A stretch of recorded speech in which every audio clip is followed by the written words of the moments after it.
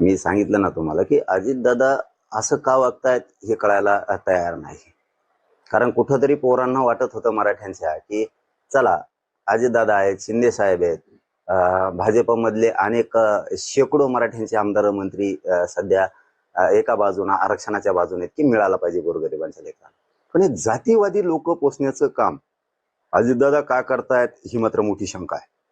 कारण अजितदादाला याची मोठी किंमत मोजावी लागणार आहे. 100% अजितदादांना याची खूप मोठी किंमत मोजावी लागणार आहे.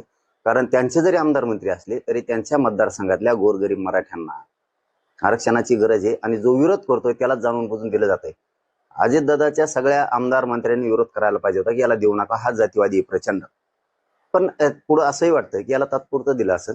तात्पुरता आनंद जरा मागे त्यांचे फटाकडे फिटाकडे वाजायचे राहिले होते, डोलं पिलं वाजायचे थोडेफार म्हणले असेल हाणून द्या उड्या माकडायला. चिंगड्या चांगल्या आहेत ना त्या संघ काही येवल्यावाल्या संघ तर हाणत्यान थोड्याफार उड्या गटरीत गुटरीत इकडे तिकडे. दुसरं काय फटाकडे वाजत राहिले त्यांची मागच्या वेळेस. जिल्हा परिषदेला वाटलं असं आणला यायला आता नगरपालिका त्या आता थोडंफार हे नाटक लय भारी येतं. हे डाव सगळा देवेंद्र फडणवीस असू शकतो. हो हे लय नाटके टायमाला म्हणले असं याला द्या जिल्हा परिषद नगर परिषद होस तर आरडन थोडं भाषणात इकडे तिकडे जाऊन ओबीसी तेवढं मतदान पडत ते अशी शाळा